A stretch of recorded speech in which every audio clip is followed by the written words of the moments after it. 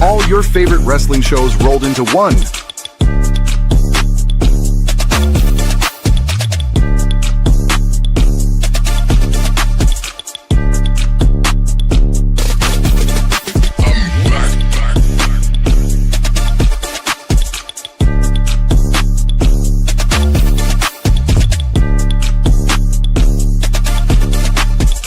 Welcome to the We Book It podcast. Let's start the show.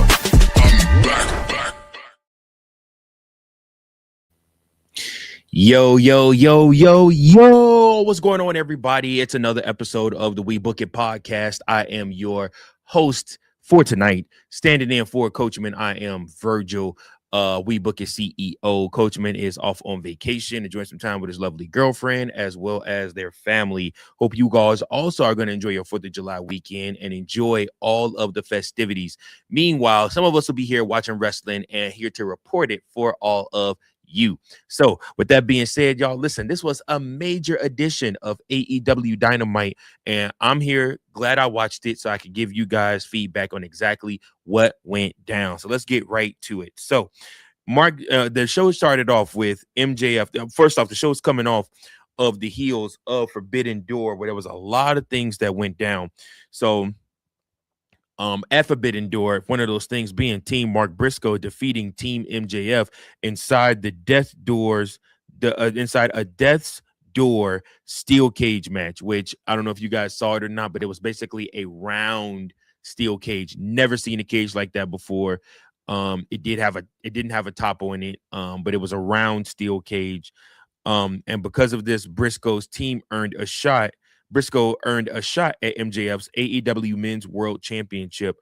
Briscoe chose to cash in that shot on an opportunity on the show this week. So we get to open the show, MJF versus Mark Briscoe for the AEW Men's World Championship. The match was full of tables and other weaponry and featured numerous near falls for both guys. MJF kicked out of the J Driller. Afterward, Briscoe tried to connect with an avalanche J Driller from the top rope. MJF escaped that move and then hit the Heat Seeker for the victory. So you're still your AEW World Heavyweight Champion, MJF. After the match, MJF tried to keep up a vicious attack on Briscoe when none other than Kenny Omega ran down and made the save. He then challenged MJF to have another match against him. MJF denied that request, but said he would give him another championship opportunity if he agreed to the same stipulation that Hangman Adam Page did, which was that if Omega lost to MJF, then he would never challenge for the world title in AEW again. Not just as long as MJF is world champion, but ever again. I don't know if this is Tony Khan's way of trying to book out the pillars or the executive VPs of the company, but basically this is the same thing they originally did with Cody Rhodes. We've seen it happen to Hangman Adam Page, and now it is happening to none other than Kenny Omega, who is looking like he is probably going to end up next week fighting for his life and fighting for an opportunity, a last opportunity for the World Heavyweight Championship at Spring Breaking All Elite. So, in the comment section, my girl, the queen bee of the AEW. She is the queen bee of AEW too, probably, but she's the queen bee of the We Book It podcast. AC Slayer is in the building, and she says MJF will overcome all odds. You have high faith in MJF, man. She says it's giving Cody Rhodes vibes. Definitely is. Shout out to you. Thanks for tuning in to the show. But yeah, next week we see MJF versus Kenny Omega for the AEW World Championship. Wow. Like I said, MJF said he wanted an answer from Omega by the end of the show. Later in the night, Omega stood in the middle of the ring and accepted the stipulation. He asked the audience to believe in him one more time as he goes for the World Championship again. That match will take place on next week's Beach Break edition of AEW Dynamite. As soon as Omega was done talking, MJF hit the ring and attacked Omega. MJF was going to use the diamond ring on Omega, but Omega countered. Both men brawled until AEW officials broke it up, and that's how the show ended, with Omega in the ring staring down MJF at the entrance ramp. Um, yeah, like I said, so um a lot to happen right there just between those guys. But again, still a really, really great match. And like I said, I again that Jay Briscoe versus MJF match in itself was really good too. So glad I was there to watch that and enjoy that match. Then we move on from there. And Tony Schiavone catches up with Andrade El Idolo.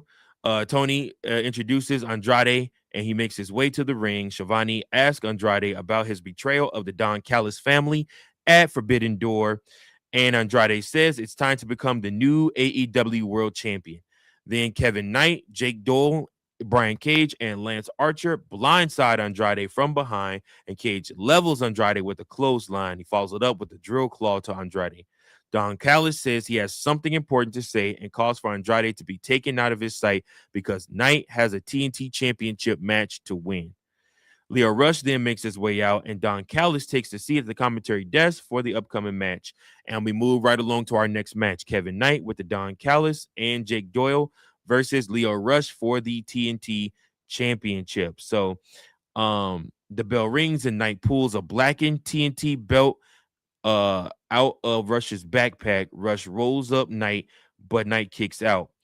Back from the break, and Knight delivers a tilt-a-whirl backbreaker to Rush. He goes for a pin, but Rush kicks out and clinches in a submission hold on Knight. Doyle pulls Knight out of the ring and out the ring, but Rush looks to fly off the top rope to take out Doyle. Knight levels Rush, dumps him back in the ring, then levels him with a clothesline off the top rope and follows it up with an unrange on him for the win. So your winner and still the TNT the TNT champion, none other than Kevin Knight. So pretty good match between these two. Very quick match, actually. Quick, fast-paced, as well as a quick match in general of just how it went. After the match, Callis and Doyle join Knight in the ring, looking to continue beating down Rush. Then none other than Darby Allin's music hits, and he makes his way to the ring to tell Knight that he thinks he has his attention. He says he wants a TNA championship match, but if Knight says no, what happened at Forbidden Door will keep happening. He says Knight started things, but asks how he will finish it. Knight says he's tired of Allen and looks to grant him a TNT championship match, but Don Callis snatches the microphone from Knight and says Allen has crossed the line into being a criminal. He says the Don Callis family doesn't reward criminal behavior and says Allen will never get a TNT championship match as long as he has anything to do with it. But Allen says Knight has dug his grave as we see Speedball Mike Bailey watching from the crowd. Very interesting to see right there. I truly believe that probably is Darby Allin's next goal, is to become the TNT champion, which, I mean, again, he's already held the AEW world title. He's already held the tag team titles. He's held a lot of different championships in AEW. So, and he's also held the TNT championship too. So, it would be cool to see him, I guess, hold it again. It gives him something to do. Back from that, we go to Tommaso Ciampa demanding that Renee Paquette say he's better than Jericho after Jericho made Tony Schiavone say it on AEW Collision. Jericho appears out of nowhere to hit Ciampa with a garbage can, and the two continue brawling outside the arena. Security tries to break things up, but Ciampa looks to hit Jericho with a shopping cart and takes out one of the security guards. He looks to drill out Jericho's eye, but security holds back Ciampa. Jericho flies out of the production truck with a crossbody to level Ciampa, but security finally gets the two men apart. Chris Jericho really trying to put on a hell of a show with Tommaso Ciampa. Tommaso Ciampa really trying to reinvigorate the career of Chris Jericho. If anybody could do it, Tommaso Ciampa absolutely could. and making Jericho look like a good baby face. Like I said, I mean, for a long time, we've hated Chris Jericho. So the fact that, Tommaso Ciampa is actually making some people outside of Fritos like and appreciate Chris Jericho again, I mean, it'll be interesting to see.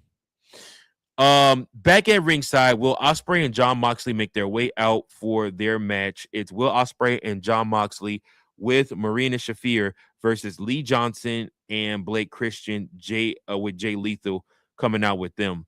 So the bell rings and Moriarty and Christian blindside Ospreay and Moxley from behind. Ospreay tags in, but Christian delivers a kick to his midsection. He sends Johnson crashing onto the floor. He flies over the top rope to level Christian, Johnson on the outside, then delivers a knee to Johnson's throat and tags in Moxley. Ospreay levels Johnson and an interfering Christian with a series of strikes, then whips Johnson into the corner and fires off clotheslines on him and cover with the Ospreay. Moxley lands a paradigm shift on Johnson, and Ospreay follows it up with a hidden blade for the win. So the winners of this match, Will Ospreay and Jon Moxley. When we then head backstage where Lexi Nair catches up with Christian Cage and Adam Copeland. Cage reveals that he still doesn't trust Jay White and leaves.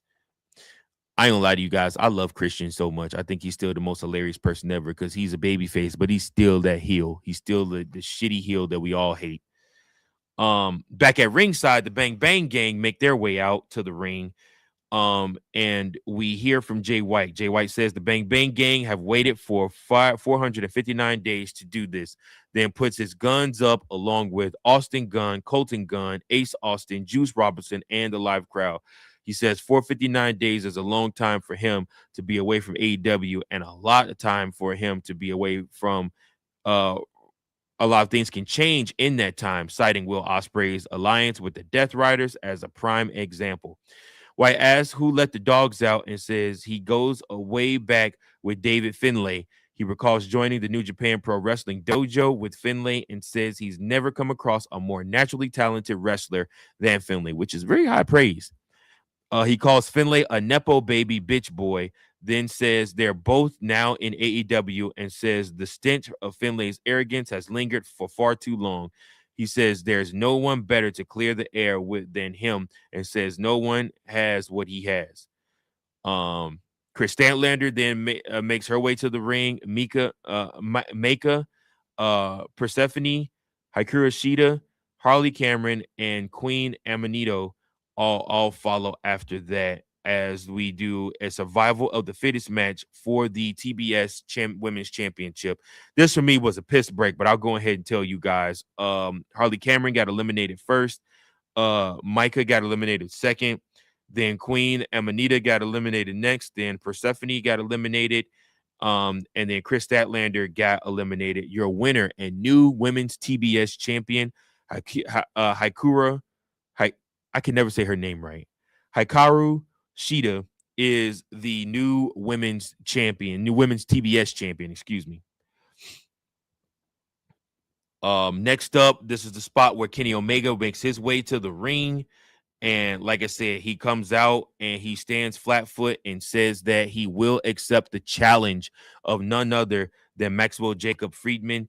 And they brawl to end the show.